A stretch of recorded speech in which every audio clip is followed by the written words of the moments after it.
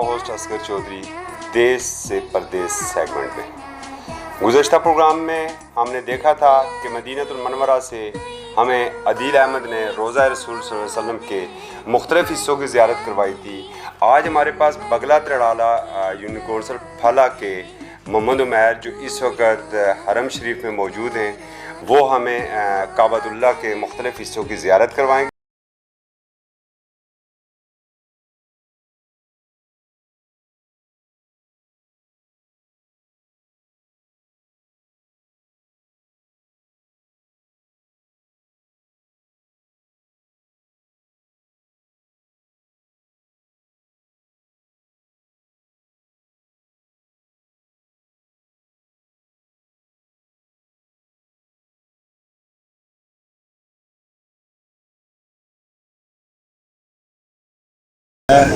میرا گاؤں بغلہ ترڑالہ ڈیریر کھالا ہے اور یونین کونسل کھالا ہے۔ اس وقت میں موجود ہوں مسجد الحرم میں، اور مسجد الحرم جزیرہ عرب کے شہر مکہ میں واقع ہے۔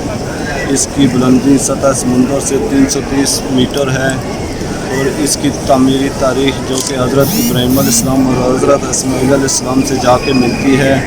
میں رمضان المبارک کی بابرکت ساعتوں میں اپنے احباب، اپنے اہلان علاقہ اور اہلان نورہ کو مسجد الحرم کی زیارت کروا رہا ہوں۔ اس جگہ کا نام صفا المروہ ہے۔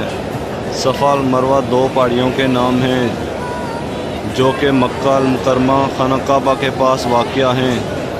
ان دو پہاڑیوں کے درمیان حج اور عمرہ کے موقع پر حاجی 7 چکر لگاتے ہیں، جسے سعی کہتے ہیں۔